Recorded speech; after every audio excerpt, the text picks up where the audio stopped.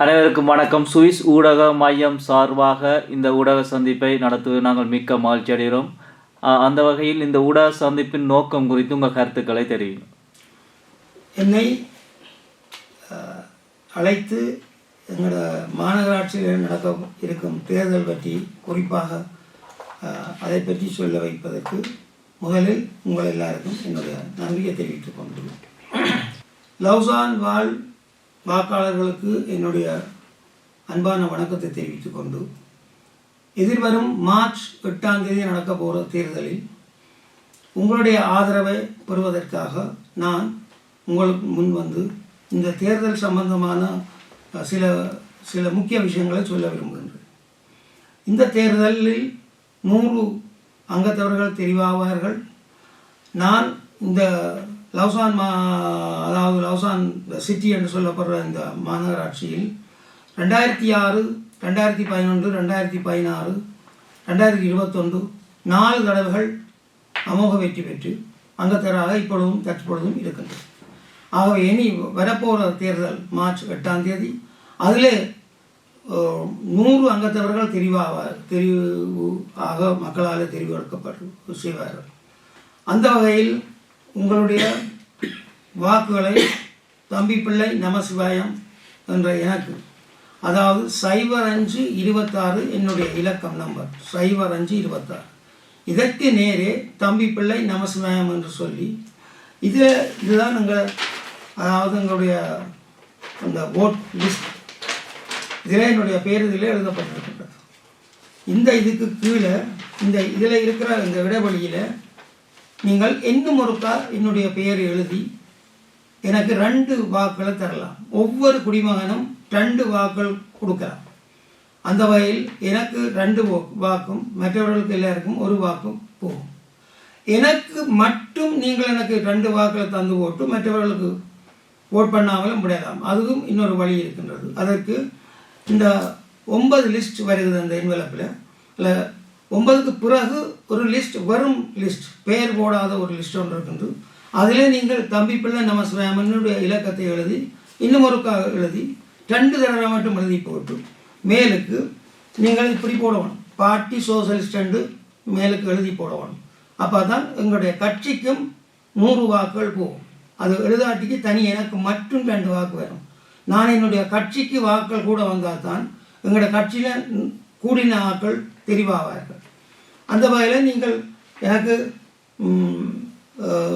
இந்த என்வலப்பில் நீங்கள் உங்களோட அந்த என்வலப்பை திறந்த உடனே அதுக்குள்ள உங்களோட ஐடென்டிட்டிக்காக உங்களோட கையெழுத்து, உங்களோட பிறந்த நாள், மாதம், வருஷம் எல்லாம் அதை வடிவாக நிரப்பணும். ஒருக்கான் போட்டு 2ஆம் தரம் திருப்பி பாருங்கள். பல பேர் அதில் பிழை விடுறார்கள். அதை நிரப்பி போட்டு அதுக்குள்ள ஒரு மஞ்சள் என்வலப்பு ஒன்று இருக்குது. அந்த மஞ்சள் என்வலப்புக்கு தான் நீங்கள் என்னுடைய பேர் எழுதுகிற அந்த லிஸ்ட்டை மடித்து அப்படியே வச்சு அதை விட்டோம். பிறகு அந்த பெரிய என்வலப்புகளை அதையும் வச்சு அந்த கண்ணாடி பக்கத்தால் பார்க்கல அந்த உங்களோட பேரும் தெரியக்கூடியதாக அது அப்படியே தெரியும். ஒட்டி போட்டு ஒன்றில் முத்திரை போட்டு அனுப்புங்கோ. முத்திரை போட்டு அனுப்புகிறேன்னு சொன்னால் மார்ச் 5 முதல் அதை செய்யுங்க. இல்லை நீங்கள் கொண்டே வாக்குச்சாவடியில் போடலாம். மார்ச் 8 காலை 11 மணிக்கு அதாவது வாக்கு போடுவது அந்த செயல்பாடு நிறைவு வரும். ஆகவே அதற்கு முதல்ல நீங்கள் கொண்டே வாக்குச்சாவடியிலே அங்கே உள்ள வாக்குப்பட்டியலை நீங்கள் போடலாம். உங்களோட பிஎஸ் கட்சி இந்த கொள்கை என்ன இந்த முறை தேர்தலில் நீங்கள் அறிவித்திருக்கிறீர்கள்? அதாவது 3 முக்கிய விஷயங்கள். லொஸ்மா அதாவது வீட்டு வாரிய திணைக்களத்தாலே எங்களுடைய மாநகராட்சியில் தான் 30% இப்போ இருக்கும் வாடகைகள் மற்ற கம்பெனிகள் வச்சிருக்கிற வாடகை விஷயத்தை எடுத்து பார்க்க 30% மலிவான முறையில் தான் எங்களோட அதாவது மாநகராட்சிக்கு உட்பட்ட பல கட்டிடங்களும் அப்படி ஒரு பெரிய சலுகை செய்து அது போய்கொண்டிருக்குது. மற்றது பிள்ளைகளுக்கு எல்லா பிள்ளைகளுமே தங்கக்கூடிய கிரஷ் என்று சொல்லப்படுற, அதாவது அது அவர் பிள்ளைகளுக்கான பராமரிப்பு, பாடசாலைகள், உணவு எல்லாம் சேர்ந்து பராமரிக்கிற இது. அது எங்கட மாநிலத்தில் எல்லா பிள்ளைகளுக்கும் கிடைக்கக்கூடியதாக செய்யப்பட்டிருக்கு. இன்னும் ஒன்று புதுசாக இனி இந்த இதில் இவர்கள் இந்த தேர்தல் முடிஞ்ச பிறகு ஒரு ஃப்ராங்கோட ஒவ்வொரு லுசானில் இருப்பவர்களும் பஸ்ஸில் ஒரு நாளைக்கு எல்லா பஸ்ஸுகள்லையும் மாறி மாறி போய் வரலாம். ஆகவே வருஷம் 365 ரூபா மட்டும் அவர்களுக்கு கொடுக்க வேணும். அந்த பஸ் ட்ராவலிங் அப்படி இலகுவாக செய்யப்பட்டிருக்கு. இன்னும் எத்தனையோ விஷயங்கள் புது புது அறிவிப்புகள், அதாவது எங்களுடைய பார்ட்டியால், எங்களோட சோசியலிஸ்ட் பார்ட்டியால் கொண்டு வரப்படுது. குறிப்பாக எங்களோட சமுதாயத்துக்கு நாங்கள் தனிப்பட்ட முறையில் தேவையானவைக்கு உள்ள பிரச்சனைகளுக்கு நாங்கள் அவரை சந்தித்து தான் நான் அப்படி செய்கிறேன். அதுவும் இந்த சுவிஸ் முழுதிலும் யாரும் செய்யாத ஒன்றை நானும் எங்களுடைய கோவில் குருக்களையா ஸ்ரீ தண்டாயுதபாணி குருக்கள் அவர்களும் சேர்ந்து கடந்த 3 வருஷங்களாக அதுக்காக முனிசிபல் அதிகாரி ஒசாட்டோ, இன்னொரு முனிசிபல் அதிகாரி ஹில் பிரவுன் என்ற 2 பேரும் சேர்ந்து இந்த எங்களுக்கு தேவையான எல்லா நன்மையான விஷயங்களுக்கு எல்லாத்துக்கும் கோவில் மண்டபங்கள் எல்லாம் எங்கேயும் எடுக்கலாம். ஆனால் இறந்தவர்களுக்கு அந்த அஸ்தியை போடுறதுக்கு அப்படி ஒரு இதை சட்டப்படி நாங்கள் எடுத்து எங்களுக்கு இப்பொழுது அந்த ஆற்றுல, அதாவது அந்த ஆறு தண்ணி அப்படியே போய் ஜெனிவா லேக்கில் விழுந்து அங்காலே அப்படியே இந்து சமுத்திரத்து மத்திய தரையில் தண்ணி வந்து அப்படித்தானே உங்களுக்கு அது தெரியும். அந்த இதையும் நாங்கள் சட்டப்படி செய்திருக்கிறோம். அதாவது வேறு மாநிலத்தவர்களுக்கு என்று எங்களுக்கு என்று தான் செய்திருக்கிறோம். ஆனால் எங்களோட சங்கம் அசோசியேஷன் தமிழ் சுஸ்ரோமாண்ட் என்று சொல்லப்பட்ட சங்கத்தின் பொதுச் செயலாளராக நான் வந்த காலத்தில் இருந்து தொடர்ந்து இருக்கிறேன். வேறு வேறு ஆக்கள் மாறுவார்கள். பொதுச் செயலராக நான் இருக்கிறபடியால் எங்களை அந்த கொள்கையை அப்படியே வச்சு கொண்டிருக்கிறோம். ஆகவே என்ன அல்லாதால் எங்களுடைய கற்ப விநாயகர் கோவில் புரோகிதர் அவரை நீங்கள் தொடர்பு கொண்டால் யாருக்காவது இப்படியான ஒரு சங்கடம் வகைக்குள்ள நாங்கள் அதை நேரடியாக வந்து நாங்களே உங்களுக்கு ஃபார்ம் நிரப்பி கொடுத்து இலவசமாக எந்த விதமான காசும் கட்டாமல் அந்த அஸ்தியை போடுற சடங்குகள் நான் இது வரைக்கும் ஒரு 10 சடங்கு நானே செய்திருக்கிறேன். அப்போ என்றால் அவர்களுக்கு இங்கே வர்றவர்களுக்கு எத்தனையோ பேருக்கு ஒன்றும் தெரியாமல் இருக்குது என்ன செய்கிறதான்னு சொல்லி. அப்போ அந்த இறப்பு வீடுகளுக்கு உள்ள இறப்பு வீட்டுக்குள்ள அவர்களுக்கு தான் இந்த தேவை ஏற்படுது. மற்றவர்களுக்கு இது தேவை அதை பற்றி அவை அக்கறை பண்ண மாட்டேன். ஆனால் அப்படி ஒன்று நாங்கள் எங்களோட லவுசான் சிட்டிக்கு செய்தாலும் மற்ற தமிழ் எங்களுடைய சகோதரர்களுக்கும் அந்த வசதியை நாங்கள் செய்து கொடுத்து கொண்டிருக்கிறோம். அதுவும் எங்களோட மாநகர சபைகளால் வந்த ஒரு முக்கியமான விஷயம். அது பலருக்கு அந்த விஷயம் தெரியும்.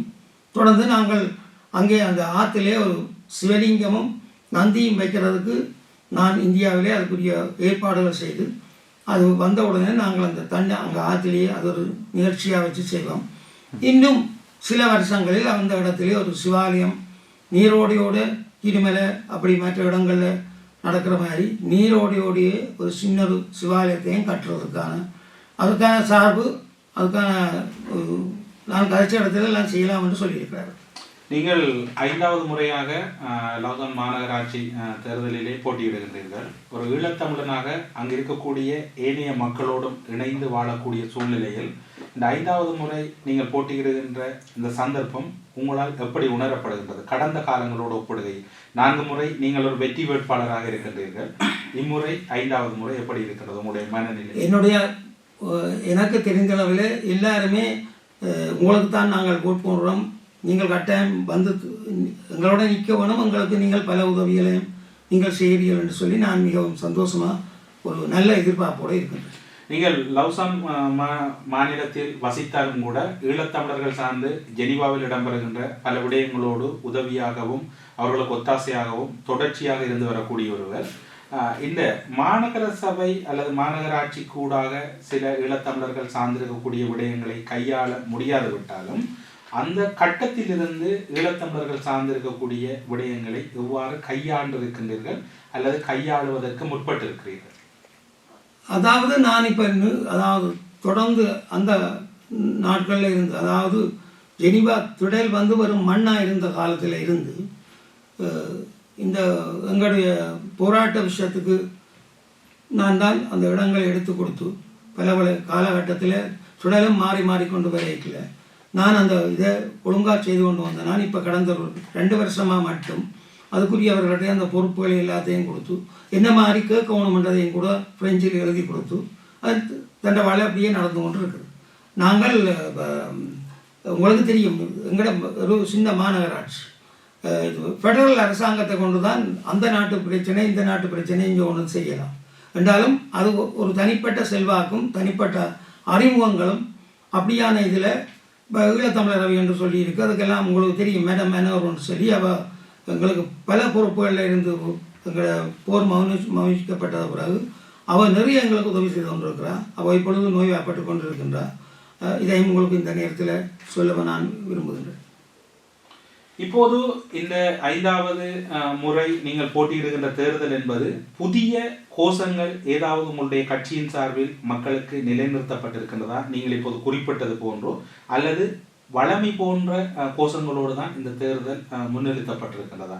கடந்த காலங்களோடு வழங்கப்பட்ட வாக்குறுதிகள் தான் இம்முறையும் வழங்கப்பட்டிருக்கிறதா அல்லது புதிய ஏதாவது கோரிக்கைகள் அல்லது மக்களுக்கான திட்டங்கள் மேலதிகமாக இணைத்திருக்கிறீர்கள் அல்லது வளமையாக இந்த கோஷம் தான் உங்களுடைய கட்சியின் நிலைப்பாடாக இருந்தது? எங்களோட கட்சியை பொறுத்தவரையில் அவர்கள் முடிஞ்ச அளவுக்கு எவ்வளவு மக்களுக்கு தேவையான பல அலுவல்களில் அவர்கள் அதுக்குரிய மோஷனை கொடுத்து அதுக்கிட்ட இதென்று செய்கிறார்கள். நாங்கள் அந்த சபையிலேயே நாங்கள் கூடுதலான பார்ட்டியாக இருக்கிறபடியால் அநேகமாக நாங்கள் கொண்டு வர சகல திட்டங்களும் ஆமென்று சொல்லப்பட்டு அதுகள் பிறகு செயல்பட்டு கொண்டு தான் இருக்குது. இப்போது அண்மை காலங்களிலே வரி அதிகரிப்பு என்பது சுவிட்சர்லாந்து முழுவதையும் ஆக்கிரமித்துக் கொண்டிருக்கின்றது. லவுசான் மாநிலத்திலும் கூட அந்த வரியினுடைய தாக்கம் அதிக அளவில் இருக்கின்றது. உங்களுடைய மாநகராட்சி எல்லையில் வரி தொடர்பான ஏதாவது நிலைப்பாடுகளில் மாற்றம் ஏற்படுமா இந்த தேர்தலின் பின்னர் அல்லது வளமை போன்றுதான் இருக்கும்? இல்லை, கட்டாயம் எங்களுடைய கட்சி இந்த மக்களுக்கு விதிக்கப்படுற வரிகள் மற்றது அப்படியான இதுகளை குறைக்கவோ அல்லாட்டிக்கு இல்லாமல் செய்கிறதுக்கோ அது மாநகராட்சியை பொறுத்தவரையில் நாங்கள் அதை ஓட் பண்ணி நாங்கள் வெற்றி எடுத்தாலும் அதுக்கு மேலே உள்ள கேன்டோனல் அங்கால ஃபெடரல் அது நாங்கள் பார்க்கறது இல்லை, அது அவர்கள் தான் பார்க்குறது. ஆகவே இதுக்கு இந்த கேள்விக்கு மாநகர எல்லைக்குட்பட்ட வரி விதிப்பு தொடர்பாகத்தான் நாங்கள் அதில் எவ்வளவு சகாயம் செய்ய குறைக்கிற அந்த இதில் இப்போ அண்மை காலத்திலும் அது கதைக்கப்பட்டது. அதில் நாங்கள் கட்டாயம் அதில் அக்கறையாக இருப்போம். மற்ற இன்னும் ஒருக்கா நான் எங்களோட இதில் இப்போ இன்னும் ஒரு 2 பேர் புதுசாக ஒருவர் ஏற்கனவே இருக்கிறார். இன்னும் ஒரு ஒரு ஒரு ஒரு பெண் பிள்ளை எங்கட பார்ட்டியிலே புதுசாக வந்து இருக்கிறார். நாங்கள் அநேகமாக இந்த மே 18 அப்படியான இதுகளுக்கு எல்லாரும் வேண்டால் கூட்டான் என்று நாங்கள் கேட்டு அதை செய்கிறதுக்கு அவர்களை கொண்டு முயற்சிக்கலாம் என்று யோசிக்கிறோம். அதாவது கொட்டாஞ்சன சர்ச் கத்தோலிக்க தேவாலயம் உடைக்கப்பட்ட பொழுது உடனடியாக ஒரு அதாவது புளோகர் அவருடைய கட்சியை சேர்ந்த ஒருவர் தான் அதுக்காக ஒரு 2 நிமிஷம் சபையிடம் கேட்டு 2 நிமிஷம் எல்லாரையும் எழுப்பிட்டு நாங்கள் அதுக்கான ஒரு மௌனத்தை செய்த நாங்கள். அப்போ இது ஒரு திடீரென ஒரு நடந்த விஷயத்துக்காக அது ஒரு ஒரு ஒரு பிரதிநிதி நான் கேட்கவில்லை, ஒரு பிரதிநிதி அவர் சுவிஸால் அவர் செல்வாக்கோட கேட்டபடியாலே எல்லாரும் எழுப்பி அதுக்கான ஒரு மௌன பிரார்த்தனை ஒரு 2 நிமிஷம் செய்தார்கள். அது என்னை பொறுத்தவரையிலே அதே எங்களுக்கு காணும். ஏனென்றால் இப்படியான விஷயங்கள் என்னுடைய பாட்டியிட்ட கேட்ட பொழுது கூட சில விஷயங்கள் சிலதே அவர்கள் கொஞ்சம் யோசிப்பார்கள். இப்போ நாங்கள் வன்னி விழுந்த அந்த நேரத்தில் கூட நாங்கள் ஒரு இது கொன்ற வேணும் என்று கண்ட பொழுது எங்களோட பாட்டி அதுக்கு பாட்டியான அங்கே உள்ளவர் அந்த பாட்டியில் நான் பாட்டியுள்ள பெரிய லீடர்ஷிப்பை கேட்கல. எங்களிடம் லவுசான் சிட்டியில் உள்ள சோசியலிஸ்ட் பார்ட்டியிடம் கேட்ட பொழுது அவர்கள் அது ஃபெடரல் விஷயம் என்று சொல்லி தட்டி கழிச்சிட்டார். நீங்கள் ஒரு மூத்த அரசியல்வாதியாக இருப்பதனால் இந்த வினா ஒரு பொதுவான வினாவாக இருந்தாலும் உங்களிடம் கேட்க வேண்டும் என்று நினைக்கின்றோம். அமெரிக்க ஜனாதிபதி டொனால்ட் ட்ரம்ப் அவர்கள் சுவிட்சர்லாந்து மீது கடுமையான வரி கொள்கையை நடைமுறைப்படுத்தி கொண்டிருக்கின்றார். வரி கொள்கை தொடர்பில் கடுமையான முடிவுகளையும் எடுத்திருக்கின்றார். இறுக்கமான நிலைப்பாடுகளோடு வரி கொள்கை அமுல்படுத்தப்படும் என்றும் கூறியிருக்கின்றார். அது தொடர்பில் சுவிட்சர்லாந்து வெளிவகார அமைச்சு கடுமையான அழுத்தங்களுக்கு அப்பால் தங்களுடைய நிலைப்பாடுகளையும் தெளிவுபடுத்தி இருக்கின்றது.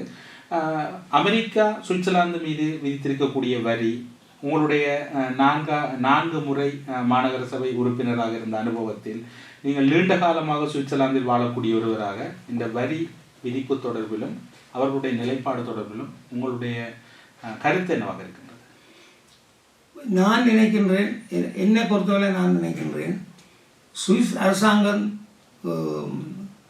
வேதனைப்படக்கூடிய அளவுக்கு அமெரிக்க ஜனாதிபதி செய்ய மாட்டார் என்றது என்னுடைய எண்ணம்.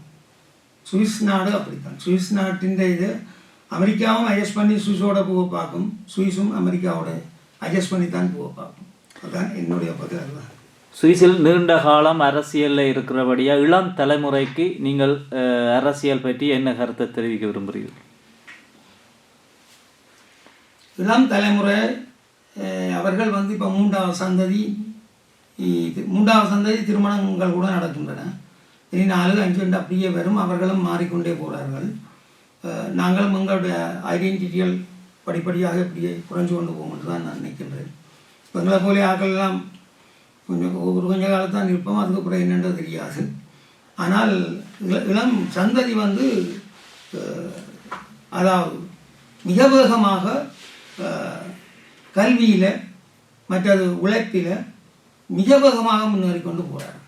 அது ஒரு பாராட்டத்தக்க ஒரு விஷயம். இப்போ நான் அறிந்த அளவில் இப்போ அண்மையில் ஒரு சில மாதங்களுக்கு முன்னாடி UBS பேங்க் ஒரு 500 பேரை தமிழர்களை மட்டும் தெரிவு செய்தெடுத்திருக்கிறார்களாம். 500 பேரோ 300 பேர் என்னவோ. அதாவது தமிழர்களுடைய கம்ப்யூட்டர் டெக்னிக்கல் ஒர்க் இதுகளெல்லாம் கணிதத்துறையில் அவர்கள் திறமாக இருந்தபடியாக ஒரு பேங்கு கணிதத்துறை உள்ளவர்கள் தான் தேவை.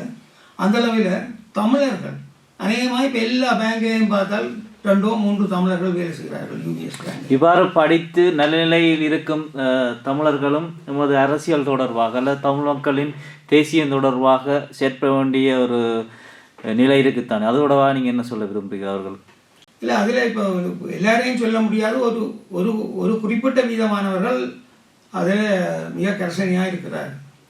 இந்த அரசியலில் ஆர்வம் சரியான குறைவு, அதுக்கான பாதை எப்படி நான் ஒரு கட்சியில் போய் சேருவது, எப்படி நான் அந்த கட்சியில் இருந்து கொண்டு எங்கள் தமிழர் சார்ந்த நலன்கள் செய்வதுன்றது தொடர்பாக உங்களோட அனுபவ ரீதியான கருத்து. முதல்ல இளைஞர்களுக்கு அது நாங்கள்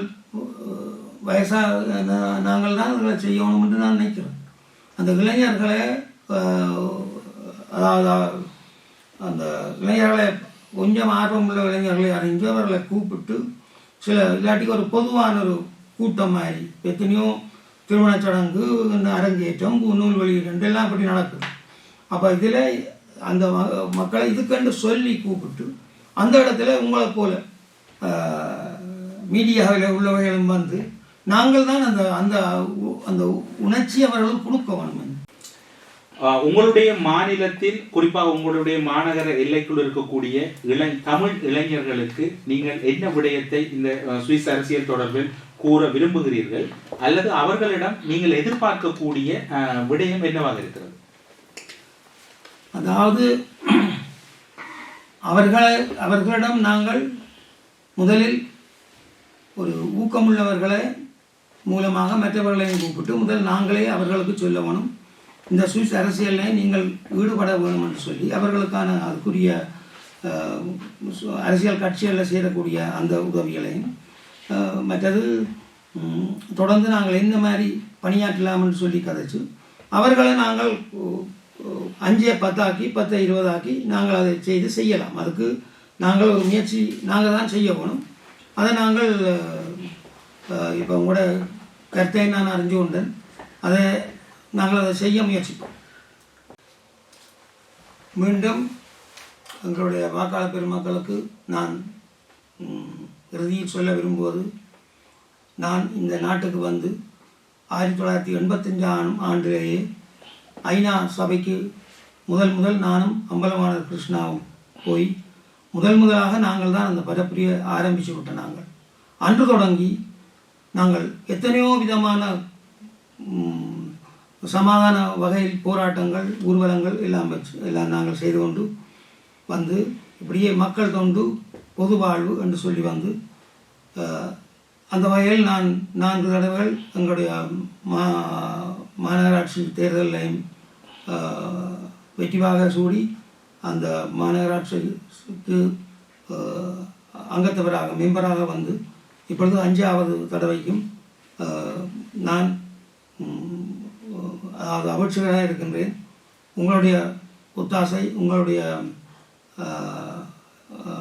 வாக்களிப்புகள் என் சார்பில் நடக்க வேண்டும் என்று அதையும் திருப்பி உங்களுடன் கேட்டுக்கொண்டு அந்த வாக்களிக்கிற பொழுது தயவு செய்து வலுகவனமாக 2ஆம் தடவை பார்த்து நீங்கள் எல்லாம் சரியாக நிரப்பியிருக்கிறீர்களான்றதை பார்த்து அதை வடிவாக செய்யுங்கள். ஏண்டா கன வாக்குகள் அது இல்லாமல் போகின்றது பிறகு.